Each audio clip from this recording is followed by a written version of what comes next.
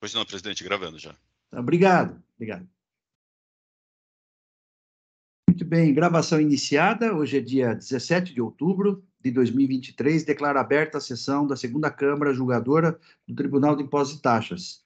Na composição da Câmara, composição titular, o vice-presidente, Dr. Douglas Kuchiyama, Maria Alice Formigoni e Flávio José Sanches Arantes. Pela representação fiscal, Tabir Macedo. Temos 3 processos em pauta. ADAP Produtos Oftalmológicos, MM Foods, Planificação, Teodoro Moraes Indústria e Comércio. Nós temos aqui apenas um pedido de sustentação oral, que é da ADAP. Então, nós temos aqui por praxe iniciar os processos com pedido, dando preferência para os pedidos de sustentação oral, de modo que eu já estou aqui fazendo o registro do pedido de sustentação oral e da presença do Dr. Vitor de Luna Paz. Exato.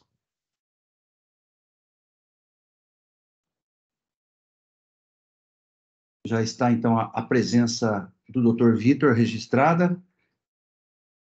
Dr. Flávio, o processo já está habilitado para registro? Se quiser fazer o registro, aí em seguida a gente já inicia aqui a apresentação do processo, né? E após o breve relatório, eu passo a palavra ao Dr. Vitor para a sustentação oral.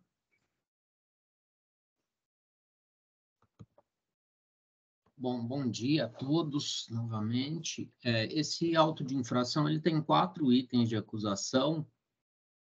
O primeiro item é de falta de pagamento do imposto, os itens 2 e 3 são de crédito indevido, e o item 4 é de falta de apresentação de escrita fiscal digital. O 4º item foi pago, então estão em discussão apenas os itens 1, 2 e 3. Houve o julgamento desse auto de infração ainda nesse mandato aqui da segunda Câmara, e os 3 itens remanescentes foram julgados procedentes com a aplicação da súmula 10 revisada do TIT. Aí dessa decisão foi manejado o recurso especial e pedido de retificação de julgado. O pedido de retificação de julgado, eu não vou entrar nos detalhes, visto que o patrono está presente. E, basicamente, é esse o relatório, eu devolvo a palavra. Muito bem, eu agradeço o ilustre relator, Dr. Flávio. Eu passo, então, a palavra ao Dr. Vitor de Luna Paz para que apresente a sua sustentação oral pelo prazo de 15 minutos. Dr. Vitor, com a palavra. Muito obrigado, doutor Orivaldo. Bom dia a todos, doutor Orivaldo, doutor Flávio, doutor Douglas, doutora Maria Alice, doutor Tabir e demais presentes. Eu gostaria de pedir autorização a vossas excelências para poder efetuar o compartilhamento da minha tela. Eu acho que a apresentação se torna muito mais didática quando, em se tratando de matéria fática, como é o presente feito, não por outro motivo, se trata de um pedido de retificação de julgado, ou seja, não se rediscute mérito, não se pretende, por óbvio, discutir tese, mas sim valoração de prova ou falta de análise de algumas delas. Então, vossas excelências me permitem, por gentileza? Pois não, doutor Vitor, fica à vontade. Eu agradeço. Eu gostaria só de pedir que vossas excelências me confirmassem se estão tendo acesso ao meu slide. Pronto. Os senhores estão enxergando em tela cheia? Sim. Pois bem, então aqui no nosso pedido de retificação de julgado, no primeiro momento, a gente traz um primeiro slide em que a gente delimita o escopo da discussão, ou seja, nós temos no item 1 operações efetuadas a título de comodato, cuja comprovação não teria sido efetuada. Então, essa é a motivação do auto de infração no que tange ao item 1. E nesse sentido, apenas para rememorar, porque a gente não tem como destrinchar e aprofundar o exame deste pedido de retificação de julgado, sem antes passar brevemente pela questão atinente ao fato de que se trata de empresa que atua no ramo oftalmológico. Então, ela efetuava a importação de equipamentos destinados a cirurgias oftalmológicas. Estes equipamentos, ao ingressarem no Brasil, fruto de operações de importação, foram objeto de creditamento, por se tratar de bem de ativo imobilizado, vida útil superior a 1 ano e diretamente relacionado com a atividade fim da empresa. No momento, então, em que a empresa toma o crédito relativo à aquisição destes equipamentos, então, existe a glosa deste crédito, porque o fisco entende que a empresa não efetuou a comprovação destas entradas, destes equipamentos, e no segundo aspecto, pelo fato de a empresa supostamente não ter efetuado o creditamento de forma fracionada, observando o limite de 1,48avos, 2,48avos e assim por diante. Então, nós temos a glosa deste crédito no momento da entrada no seu estabelecimento. No momento seguinte, estes mesmos equipamentos eram cedidos gratuitamente para alguns clientes estratégicos da Adapt, a título de comodato, que é a acusação fiscal consubstanciada no item 1 do auto de infração. E qual que era o escopo e o porquê da remessa a título de comodato?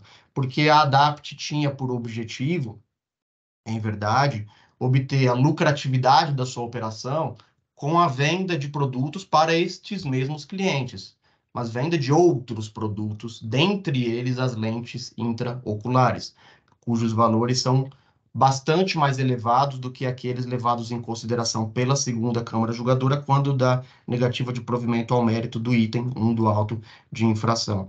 Então, vejam, o item 1 trata-se de remessas a título de comodato cuja comprovação não teria sido efetuada. Repito, saídas essas vinculadas ao atingimento de metas por parte dos clientes da Adapt.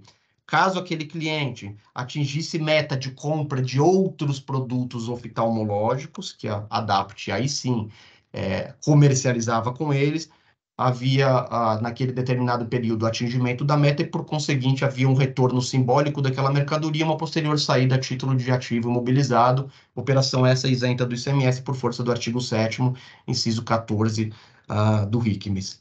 Se o cliente não atingisse aquela determinada meta, aí sim havia um retorno efetivo e a saída a título de comodato. Pois bem, efetuado esta delimitação no que tange aos itens 1 e 3, passa a requerente a dispor sobre o primeiro erro de fato da decisão. O que a segunda Câmara do Julgadora entendeu em relação ao item 2 do auto de infração? Capitaneado pelo voto do doutor Flávio José Sanches, relator do recurso ordinário outrora levado a julgamento, entendeu-se que o valor das lentes intraoculares era um valor bastante reduzido se comparado ao valor dos equipamentos então adquiridos, e objeto da glosa no item 1. Então, ele fez uma comparação e disse, olha, em verdade, que meta, ele até colocou nesses termos no dia do julgamento, que meta seria essa que justificasse a cessão de forma gratuita de um equipamento de valor tão elevado, atrelado à venda de lentes intraoculares, cujos valores variam entre R$ 85 e R$ 850. Então, e aí se funda o nosso primeiro erro de fato, vale dizer, a premissa adotada pela segunda Câmara Julgadora para manter o auto de infração no que concerne ao item 1, leva em conta fatos que não condizem com a realidade dos autos, com a realidade integral. De fato, há casos poucos em que se tratam de lentes intraoculares, mas nós temos também outros produtos, e também há casos de produtos que variam de 85 a 850.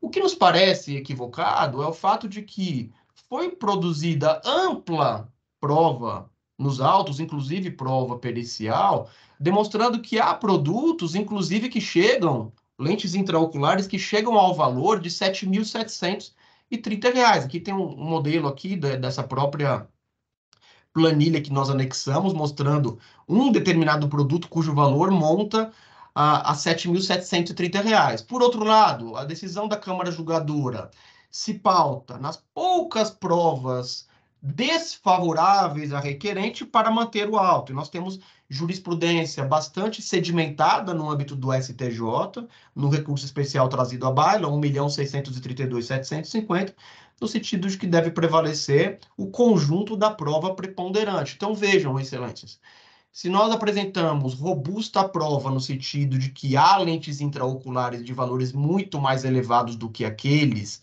levados em consideração, estas provas devem e merecem ser analisadas porque este processo, caso chegue de fato na Câmara Superior, como recurso especial, inclusive, já foi apresentado, ele vai estar vedado a análise de provas.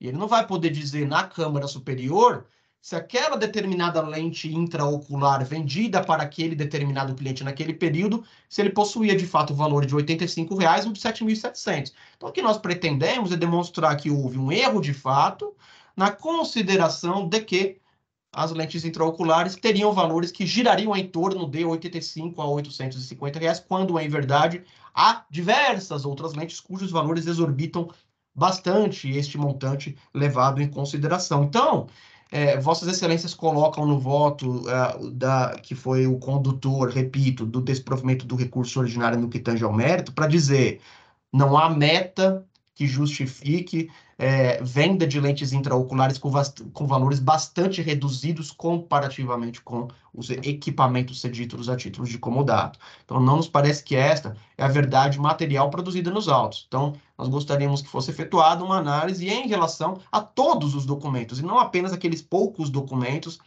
que foram justamente os únicos levados em consideração para fins de negativa de provimento ao nosso recurso ordinário no que tange a este aspecto.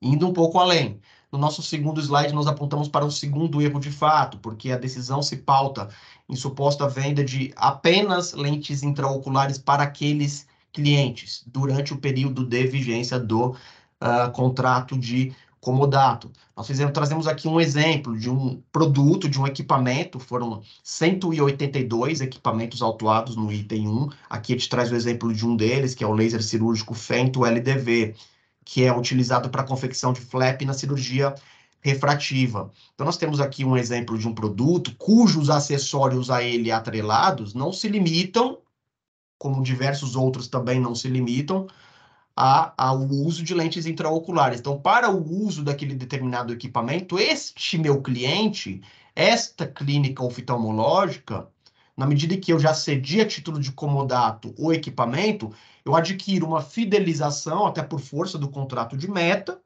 e aí, nesta medida, ele adquire diversos outros equipamentos. Dentre eles, por exemplo, o PEC LDV, então, cujo valor também, para cada olho que vai ser operado, e a gente não pode usar em 2 olhos o mesmo PEC, R$ 1.385. Então, na largada, nós estamos falando de mais de R$ 2.700 apenas do PEC, que é um dos produtos atrelados a esse laser cirúrgico. Então, vejam, estamos falando de quase R$ 3.000 de um acessório de um dos equipamentos. E a decisão, repito, leva em consideração lentes no valor de R$ 85. Então, aqui eu estou falando de 3.000. Então, vejam a discrepância. Então, quando a decisão usa como critério de decisão aspecto atinente a valor, que leve em consideração o universo integral dos produtos objeto do auto de infração. Então, isso é neste aspecto que consiste o segundo erro de fato trazido à baila nesse slide. Terceiro ponto, nós anexamos em nosso pedido de retificação de julgado planilha trazendo o detalhamento do custo de aquisição de cada um dos 182 equipamentos autuados no item 1 e cuja comprovação de que eram comodato era o objeto inicial do lançamento para a constituição do crédito tributário. Então, aqui a gente destacou em vermelho quanto que custou para a ADAPT este determinado equipamento objeto desta nota fiscal, que foi cedido a título de comodato. Ele custou para a empresa R$ 22.578,82. Qual foi o objetivo da juntada desta documentação, que é o DOC 1, do pedido de retificação de julgado? Demonstrar que sim, houve um retorno efetivo financeiro no mais das vezes. Por exemplo, o custo de aquisição de 25 mil suportado em vendas neste mesmo período de vigência do contrato de comodato, que neste caso foi do dia 8/11/2013 a 30/10/2014. Nestes 11 meses, aproximadamente, de vigência do contrato de comodato com este cliente, ele adquiriu outros produtos na monta de R$ 48.000. Então, somente neste caso, nós tivemos um retorno absolutamente efetivo, financeiro mesmo, e lucro na operação. que rebate e refuta a tese adotada pela decisão recorrida, e nesta medida representa, em nosso sentir, um erro de fato que justifica a reforma da aludida decisão, ou, na pior das hipóteses, minimamente que haja, de fato, uma análise de todos os documentos, ainda que para negar, que haja uma análise de todos os documentos, que se diga por que vai ser negado, mesmo sendo feita a análise. O que nós entendemos que não é o correto é ser feita a análise de apenas poucos exemplos que desfavorecem a empresa. Nesse sentido, sobre estes, de fato, como neste aspecto andou bem a decisão quando traz algumas situações que representam a realidade. De fato, há lentes intraoculares de valores menores, por exemplo. Mas nós temos situações em que é inegável que o faturamento da empresa é menor do que o custo, foi justamente o exemplo adotado pela decisão, mas aí a gente traz aqui a explicação de 2 fatores exemplificativos, que é o Key Opinion Leader, o médico influenciador de mercado, que adquire, entre aspas, ele recebe aquele equipamento, mas ele divulga a marca da Adapt, porque ele é um influenciador, ele promove a marca da Adapt, então a gente está vinculando um retorno indireto, uma política de marketing. Então, não necessariamente vai haver um retorno direto, conforme demonstrado no slide anterior, do equipamento de R$22 mil e que gerou um faturamento de 48 mil. De fato, há casos em que isso não acontece,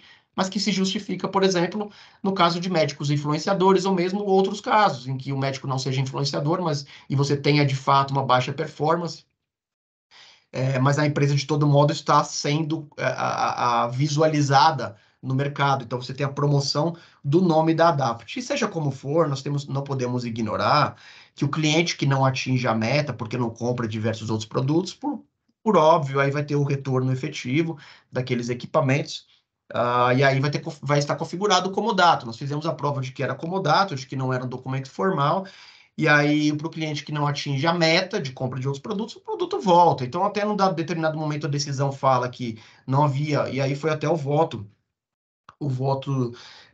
proferido pela Câmara, pelo doutor José Orivaldo, quando se manifestou para dizer que, em relação ao item 1, não haveria comprovação dos retornos.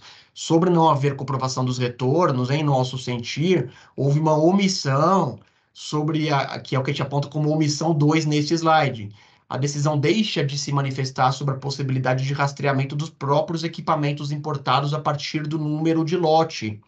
Então, vejam, o retorno também restou comprovado nos autos, existem as notas fiscais de aquisição e as de saída a título de comodato, e quando havia o retorno, sempre com a vinculação ao número da nota fiscal de origem, e o número de lote era uma obrigação, porque, só para rememorar, a empresa está sujeita aos ditames da Anvisa.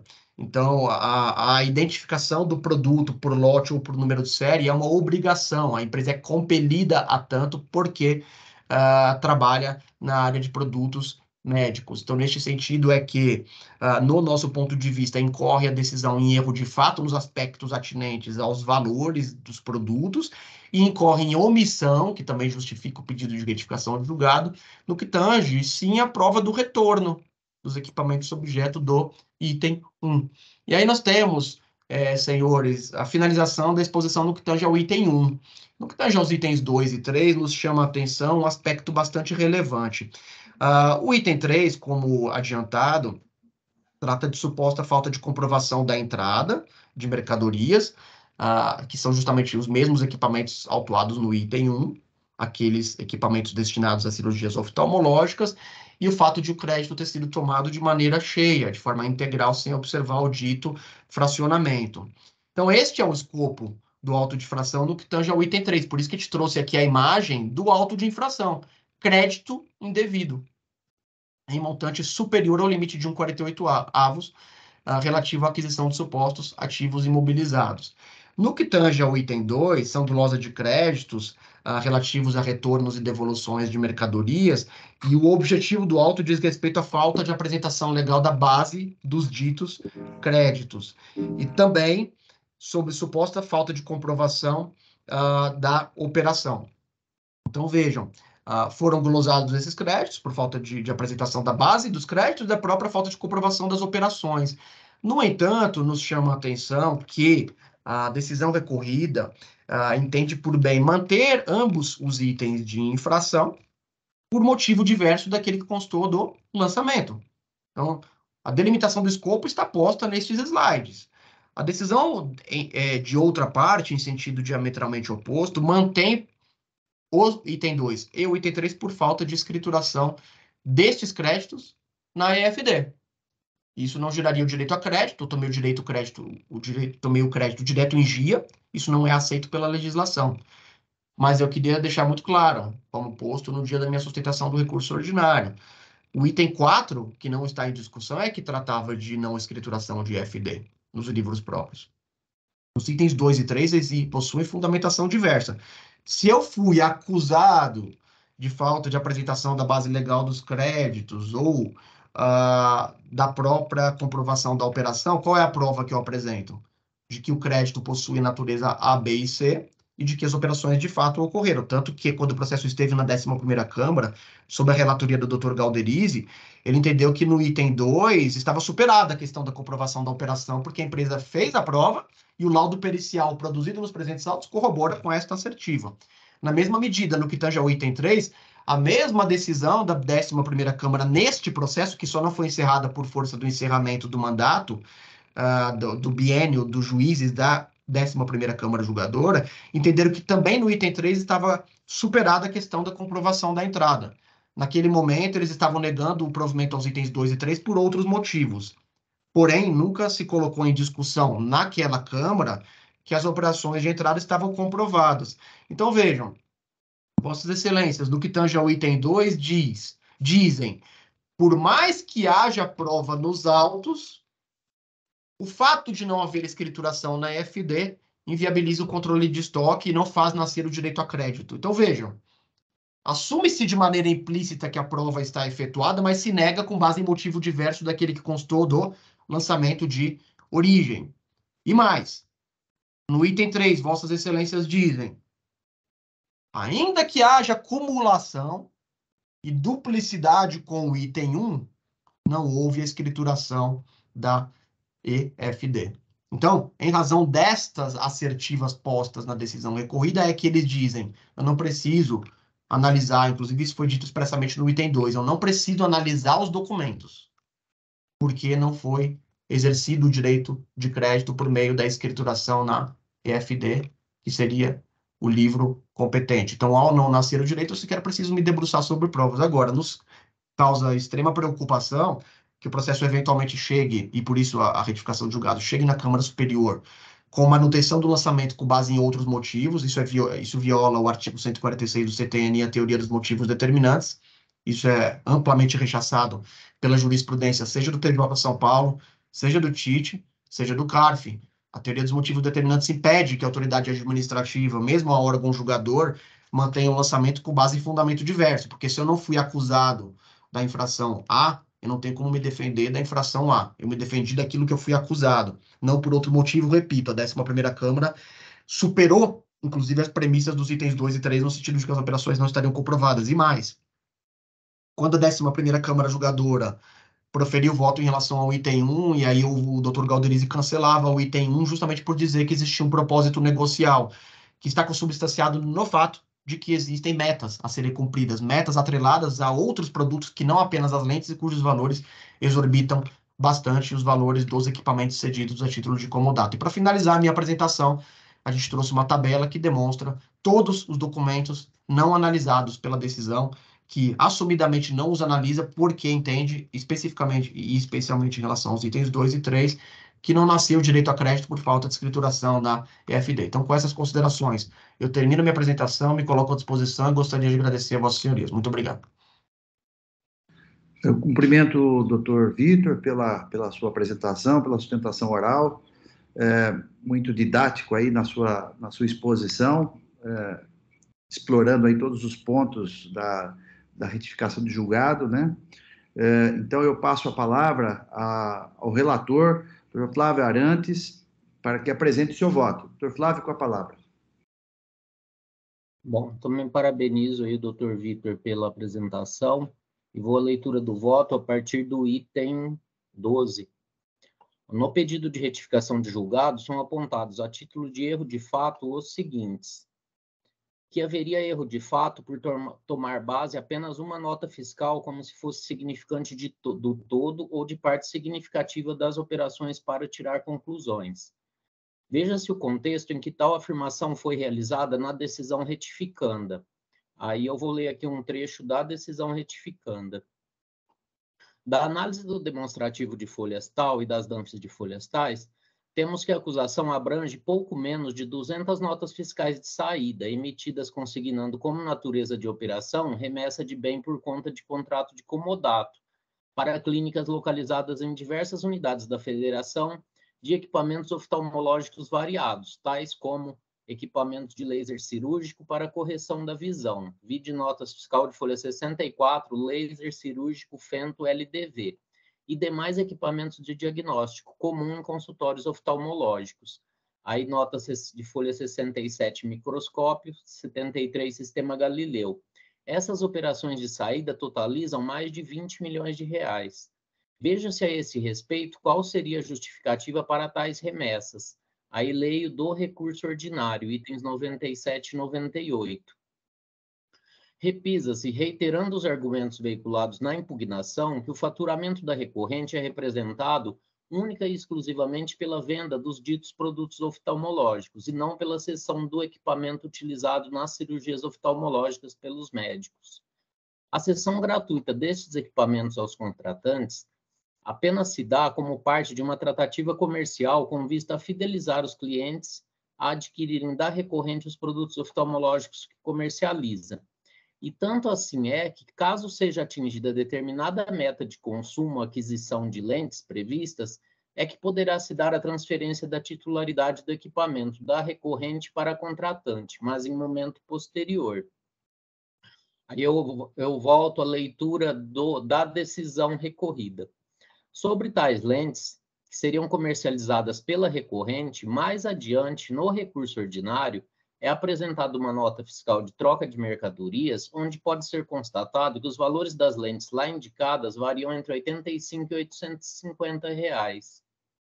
Por sua vez, pode-se observar que o custo unitário de um dos equipamentos remetidos a título de comodato, o laser cirúrgico Fento LDV, pode atingir R$ 300 mil, conforme se observa na nota fiscal de folha 196. Desta forma, fica difícil imaginar qual seria a meta de vendas de lente, por exemplo, estas com custo estimado entre R$ 85 e R$ 850 a unidade, suficiente para cobrir o custo da remessa em comodato de tal equipamento, no valor de R$ 300 mil, utilizando justamente para cirurgias corretivas a laser, que, ao menos em boa parte dos casos, miopia, por exemplo, inclusive dispensa a utilização de lentes pelos pacientes após o procedimento. Isto sem falar que tais metas, bem como os demais encargos decorrentes dos comodatos, como, por exemplo, a responsabilidade por danos nos equipamentos durante a vigência dos contratos, teriam sido acordados de forma verbal.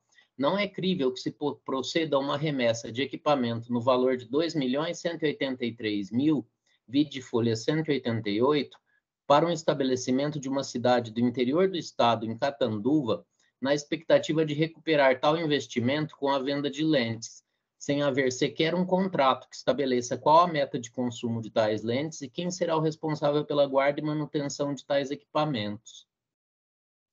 Em que pese o esforço argumentativo e o volumoso material probatório trazido aos autos pela recorrente, incluindo aqui as declarações de comodato apresentadas juntamente com o recurso ordinário, resta absolutamente inverossímil a versão dos fatos apresentados pela recorrente, e as provas por ela produzidas em momento algum tentam demonstrar eventual proporção de valores entre os equipamentos recebidos pelos clientes e as lentes adquiridas por tais clientes, ou ainda em relação de dependência entre quais equipamentos e as lentes, de forma a que efetivamente não me convencem. Não se trata de negar a possibilidade do contrato de comodato ser realizado de forma verbal ou informal, mas sim de não haver verossimilhança alguma entre a versão dos fatos narrada pela recorrente e os fatos descritos nos autos, considerando que o objetivo e a condição de permanência de toda empresa no mercado é a obtenção de lucro. Aí eu fecho aspas e volto ao voto do pedido de retificação de julgado. Não vejo erro de fato algum na decisão acima, pois consultando o recurso ordinário às folhas 123902, consta nota fiscal contendo diversas lentes cujo valor oscila entre R$ 85 e R$ 850. O contribuinte aponta em seu pedido de retificação de julgado diversos itens cujo valor pode ser de até R$ 7.730, porém nenhum deles consta como descrição a palavra lente intraocular, e também não indica no corpo do recurso sequer em quais notas fiscais tais produtos foram comercializados para suportar seu argumento.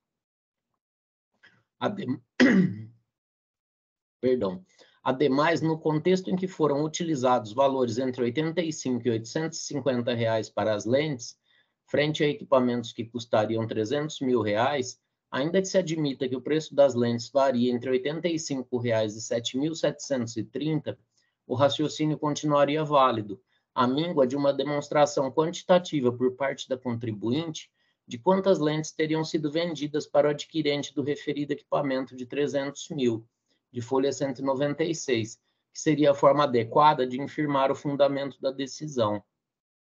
Nesses termos, não conheço dessa porção do pedido de retificação de julgado. Indo adiante, é argumentado que a decisão teria incidido em erro de fato por ignorar que a requerente comercializa diversos outros produtos, que não apenas as lentes intraoculares.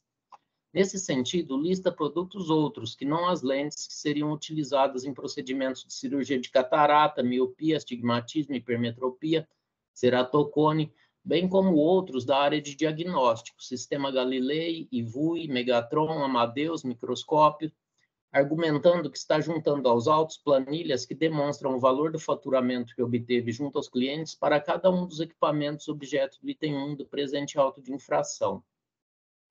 Do ponto de vista do pedido de retificação de julgado, destaco alguns trechos do recurso ordinário manejado. Aí eu vou ler do recurso ordinário os itens 97, 98, 106 e 137. Repisa-se, reiterando os argumentos veiculados na impugnação, que o faturamento da recorrente é representado única e exclusivamente pela venda dos ditos produtos oftalmológicos e não pela cessão do equipamento utilizado nas cirurgias oftalmológicas pelos médicos. A cessão gratuita desses equipamentos aos contratantes apenas se dá como parte de uma tratativa comercial com vista a fidelizar os clientes e adquirirem da recorrente produtos oftalmológicos que comercializa. E tanto assim é que, caso seja atingida a determinada meta de consumo, aquisição de lentes previstas, é que poderá se dar a transferência da titularidade do equipamento da recorrente para a contratante, mas em momento posterior. Frise-se por oportuno que, quando da venda das lentes e demais produtos oftalmológicos, a recorrente emite nota fiscal pelo valor cheio, valor unitário e recolhe o ICMS. E ao final do prazo dos comodatos, se a meta de compra de lentes for cumprida pelo cliente, transfere-se a titularidade do equipamento. Também subsidiariamente, para os casos em que o bem do ativo permanente equipamento teve transferência de titularidade em razão do adimplemento das metas de compra de produtos, lentes, previstas no contrato de comodato, com a emissão da nota fiscal de venda do ativo, aí prossegue aqui o item. Então, conforme se observa, nesses três trechos acima, a própria contribuinte estabelece com sua versão as tais metas de compra, consumo ou aquisição atreladas às lentes. E mesmo quando generaliza para a expressão produtos oftalmológicos, logo após especifica tais produtos como sendo lentes. Dessa forma, não há erro de fato em julgar o argumento conforme apresentado pela autuada, razão pela qual não conheço também desta fração do pedido de retificação de julgado. Em relação ao exemplo trazido de equipamento que teria sido adquirido por R$ 22 mil e estaria atrelado às vendas de R$ 48 mil, bem como em relação às diversas planilhas apresentadas, tais como a planilha transcrita no pedido de retificação de julgado, importante colocar que tais argumentos e documentos não visam impugnar erro de fato da decisão, mas tão somente robustecer o argumento de defesa. Eu preciso editar aqui o item 23. O que é inadmissível nessa fase recursal que visa apenas retificar erro de fato na decisão já proferida, com base nas provas existentes nos autos até então, razão pela qual não conheço também do pedido de retificação de julgado no tocante às novas provas apresentadas. Caso vencido quanto ao não conhecimento das novas provas apresentadas, no mérito, ressalto que tais provas, em sua maior parte, se constituem de planilhas nas quais sequer consta a chave de acesso da nota fiscal para permitir verificar, ainda que por amostragem, a veracidade das informações nelas constantes. Nem indicam a página dos autos em que se possa encontrar tal nota fiscal, conforme se observa da planilha apresentada no corpo do pedido de retificação de julgado, pelo que entendo que devam ser desconsideradas. Indo adiante, o pedido de retificação de julgado acusa que teria havido, quanto ao julgado dos itens 2 e 3, alteração do critério jurídico do lançamento na decisão retificanda, tendo em vista que a acusação fiscal teria sido no sentido de que o contribuinte teria sido notificado a apresentar os documentos que comprovassem a regularidade dos créditos e não teria apresentado os documentos pertinentes, e a decisão retificanda teria adotado como fundamento de decidir que os documentos não teriam sido escriturados. Entendo se tratar de mera questão interpretativa e não de erro de fato. Conforme consta expressamente do item 4 do auto de infração, não foram apresentados os livros fiscais onde os créditos deveriam ter sido escriturados, e não vejo como reconhecer o direito ao crédito em relação às acusações do item 2 e 3 sem a escrituração dos livros fiscais. Ademais, os relatos de acusação dos itens 2 e 3 dizem expressamente que não foram apresentados documentos para comprovar direito ao crédito. Ademais, observo que tal matéria também foi veiculada no recurso especial, que entendo ser o melhor fórum para análise desse argumento, razão pela qual deixo de conhecer do pedido de retificação de julgado também nesse ponto. Por fim, a alegação de nulidade da decisão que teria deixado de analisar documentos relevantes para o deslinde do feito. Conforme já dito assim, em relação aos itens 2 e 3, o contribuinte pleiteia o direito ao crédito em relação a uma série de operações de entrada que deveriam ter sido escrituradas no livro Registro de Entradas e no CIAP, e ainda que se apresentem milhares de documentos, consta da acusação fiscal que não foi comprovado o direito ao crédito, e entendo ser a regular escrituração de tais documentos o único meio de prova hábil para comprovar o direito aos créditos.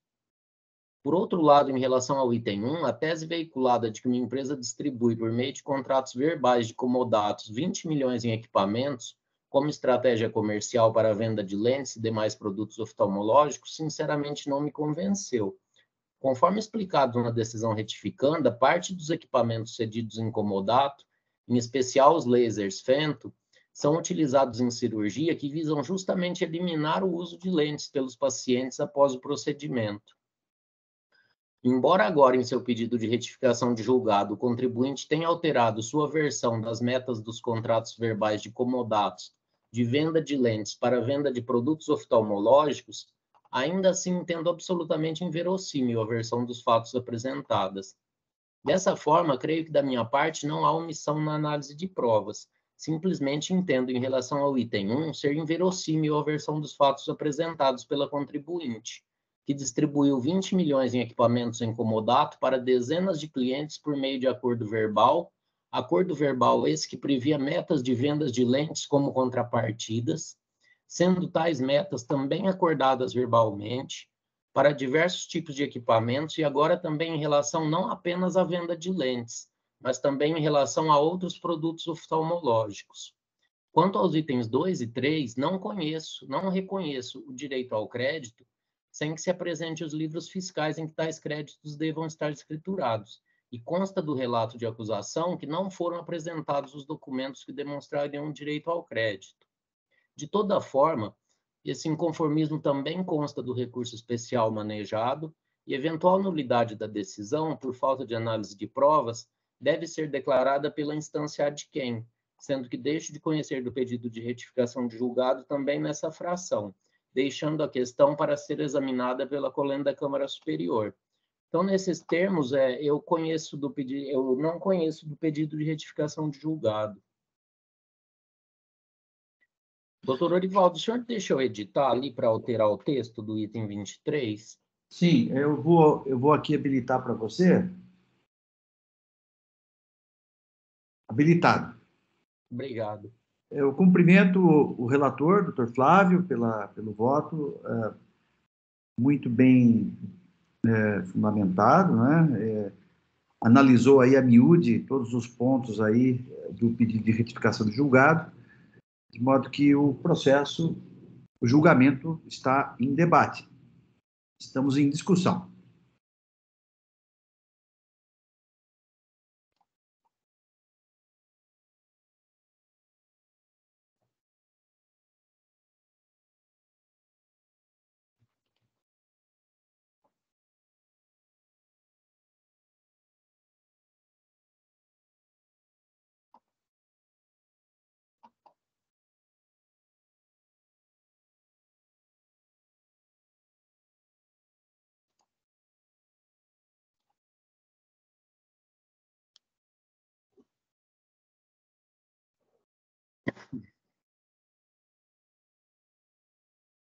Bem, o doutor Flávio já concluiu as correções, né?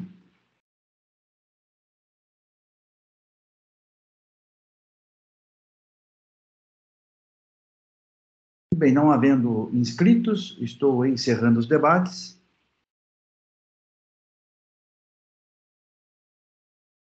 Peço que os senhores juízes confirmem presença para quórum de votação.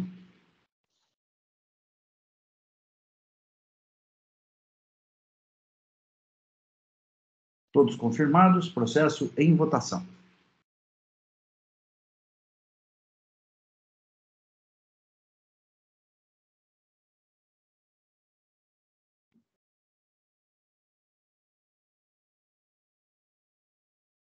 Votação encerrada. Proclamo o resultado do julgamento. Pedido de retificação do julgado, não conhecido nos termos do voto relator, à unanimidade. Agradeço e cumprimento mais uma vez o Dr. Vitor pela apresentação, pela sustentação oral. E desejo aí um bom dia, Dr. Vitor. Agradeço a todos, bom dia e uma ótima continuidade de sessão. Obrigado. Obrigado, Dr. Vitor. Passamos, então, ao próximo processo da pauta.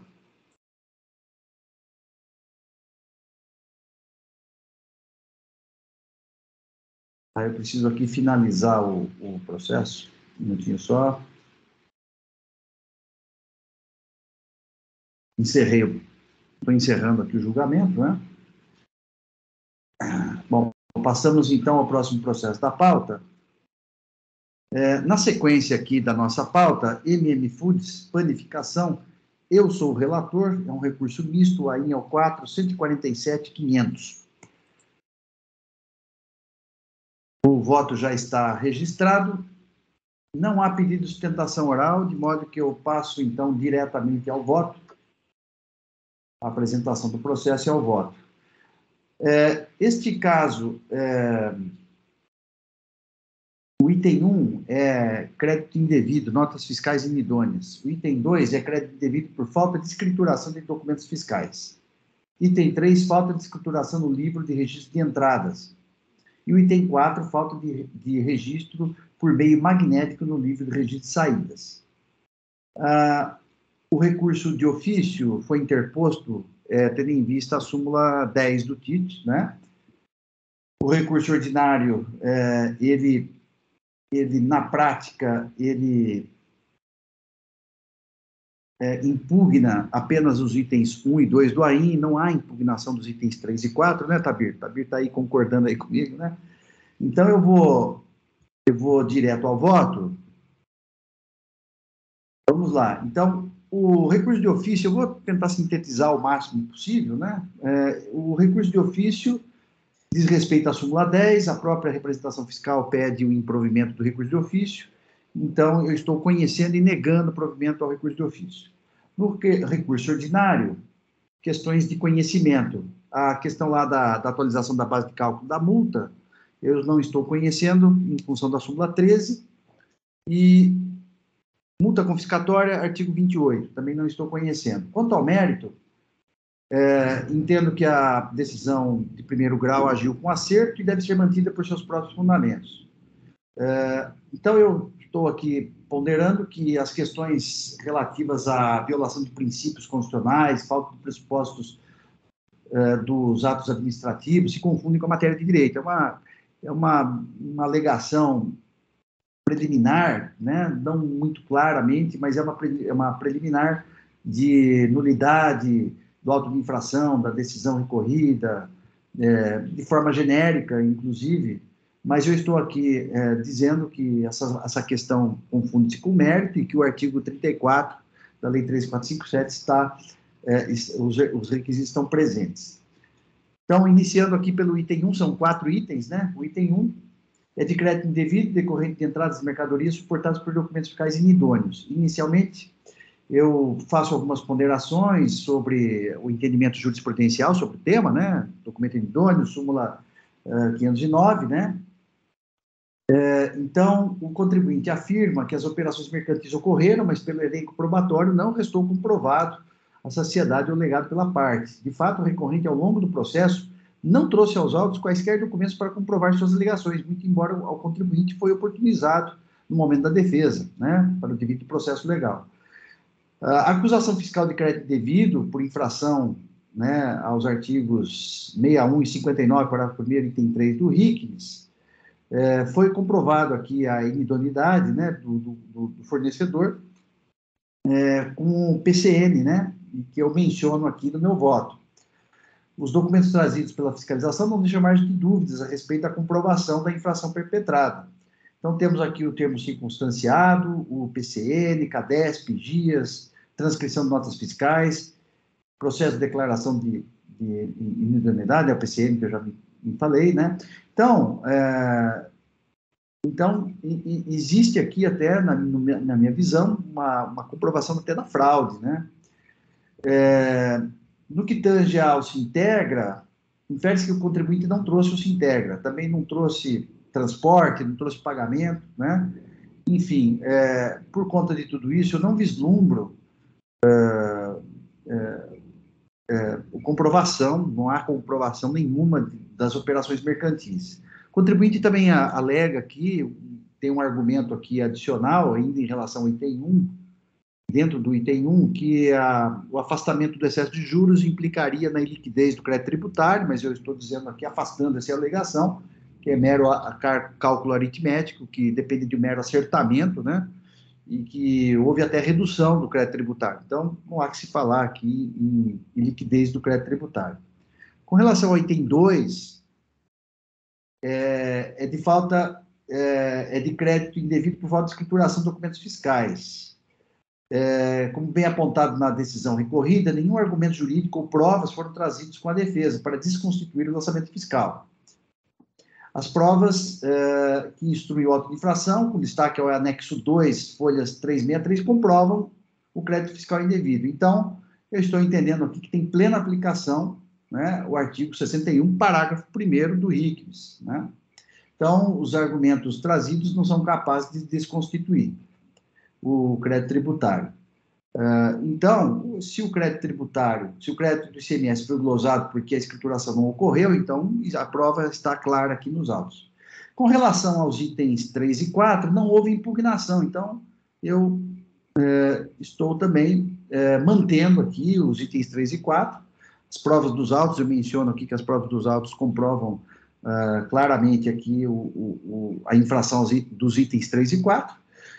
Então, eu estou conhecendo do recurso de ofício, negando o provimento. Com relação ao recurso ordinário, eu conheço em parte e nego o provimento. Esse é meu voto. O processo está em discussão.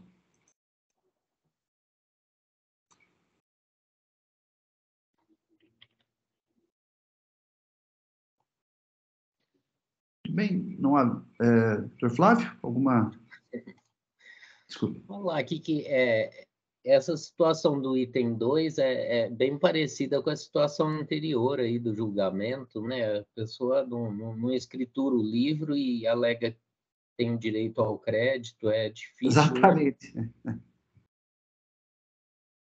Eu vou acompanhado, tudo de volta. Não tem como, né? Não reescriturou, não dá para... E a situação aí, voltando um pouco ao processo anterior, né? Você fez um voto longo e bem detalhado, tudo verbal, né? Tudo combinado verbal, né? Então, é muito difícil, né?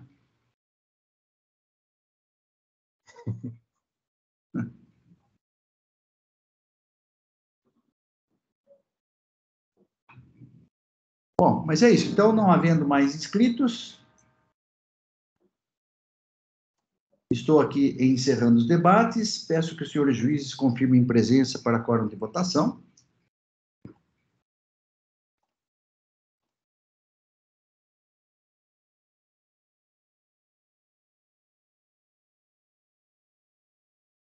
Votação, todos confirmados. Processo em votação.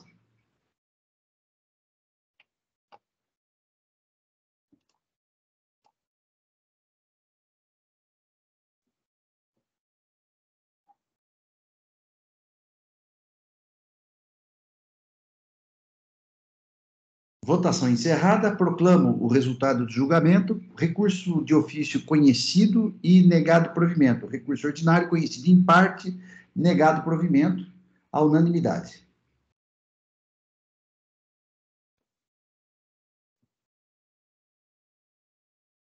Estou, então, agora encerrando o julgamento. Julgamento encerrado. Passamos, então, ao próximo processo da pauta,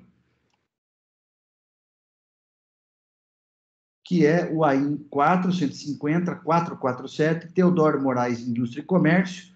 O relator é o Dr. Douglas Kakazo Kuchiyama. Não há pedido de sustentação oral. Passo, então, a palavra ao ilustre relator para que apresente o processo e seu voto. Com a palavra. Bom dia a todos de novo. A infração aqui é um recurso ordinário da decisão da primeira instância. As infrações, crédito indevido ICMS, por meio de escrituração das notas fiscais eletrônicas, elencados demonstrativos das notas fiscais de entrada emitidas por contribuinte do Estado do Paraná, com destaque indevido do ICMS, sem a comprovação do recolhimento por Guia Nacional de Recolhimento, GNRE, do imposto incidente nessas operações. Essas operações estão sujeitas ao diferimento do ICMS, com obrigatoriedade de recolhimento por GNRE, atribuída ao industrializador destinatário, na condição de sujeito passivo por substituição relativamente às operações antecedentes nos termos do convênio ICMS 36 de 2016. Então, assim, ele recebeu mercadorias lá do Paraná e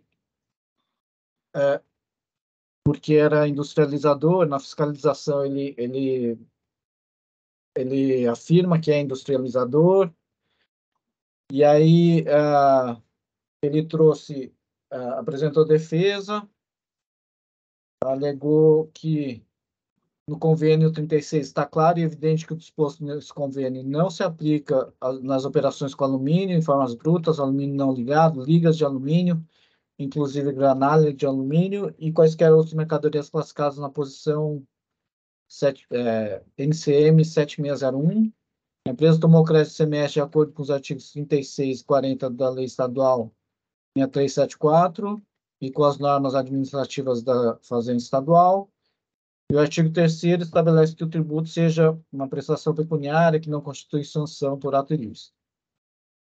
A decisão julgou procedente o AIN, e aí apresentou recurso ordinário, inovando nos seus argumentos os seguintes termos: incongruência do lançamento, existência de operações totalmente alheia às disposições do convênio ICMS, crédito ICMS baseado no montante recolhido por meio de guia específica emitida a cada saída de mercadoria, destacado nos documentos conforme expressa a determinação da legislação do Estado do Paraná. E aí ele, na alegação do item A, ele fala que ele não é industrializador, que comprou as mercadorias entraram para compra e venda, enfim. E aí eu estou aqui, eu vou dar uma lida rápida aqui só para demonstrar por que eu não estou conhecendo do recurso, né? Então, a contribuinte hora recorrente inovou os argumentos apresentados que não constaram anteriormente nos presentes autos. Desde a fiscalização, a hora recorrente trouxe argumentos no sentido de que industrializava as mercadorias recebidas, conforme se extrai das folhas 69 e 74. Então, ela alega aqui que industrializava, tudo mais, Por outro lado, a documentação juntada, ao contrário do que alega, do CADESP juntado às folhas 1409 e 1412, traz-se a seguinte informação. E aí eu extraio aqui dos quinais secundários, fabricação de outros produtos de metal não especificados anteriormente, desde 2013, recuperação de sucatos de alumínio, desde 2013, recuperação de materiais metálicos, exceto alumínio, desde 2013, recuperação de metais não especificados anteriormente, aí a partir de 2019. Então, apesar de afirmar somente em sede de recurso ordinário que o KNAI principal teria sido objeto de alteração de 15/10/2019, passou a ser fundição de metais não ferrosos, suas ligas, por meio dos KNAIs secundários, constata-se a possibilidade de industrialização das mercadorias adquiridas. Portanto, entendo que não merece conhecimento do recurso apresentado, uma vez que trouxe novos argumentos apenas nessa fase processual, sem documentos comprobatórios de sua alegação e sem nenhuma ressalva quanto ao artigo 19 da Lei 13457. Portanto, não merece conhecimento os novos argumentos trazidos pela recorrente. Aí eu transcrevo aqui trecho do que a representação fiscal falou também no mesmo sentido, tá? Então, portanto, não merece conhecimento o recurso ordinário. Assim como voto, presidente. Obrigado, doutor Douglas. Voto muito preciso sobre a questão aí processual, né? A representação fiscal também foi muito efetiva aí, no sentido de apontar o problema aí, né? Da questão da mudança de fundamentação, né? Estaríamos aí diante de um típico fundamento surpresa, né? Caso fosse acolhido, né? O processo está em discussão.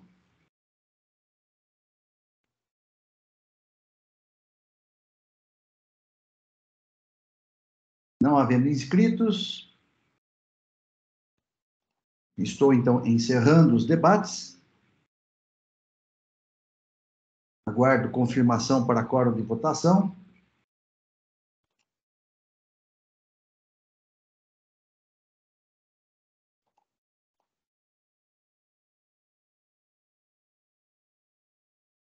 Todos confirmados, processo em votação.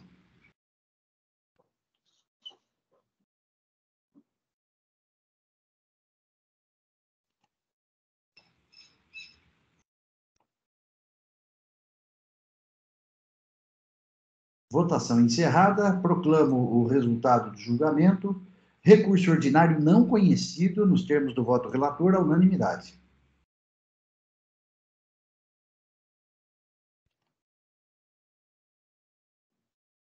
Julgamento encerrado.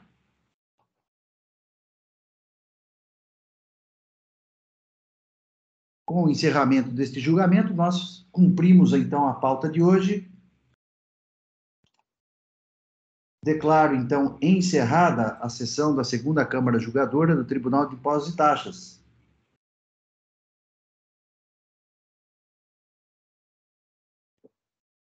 Sessão encerrada no EPAT. E, de modo que agradeço aí a todos pela presença, pela sessão de hoje, e vamos aguardar a próxima sessão. O doutor Douglas vai estar conosco semana que vem? Semana que vem, sim. Tá. Então tá bom. Tá jóia.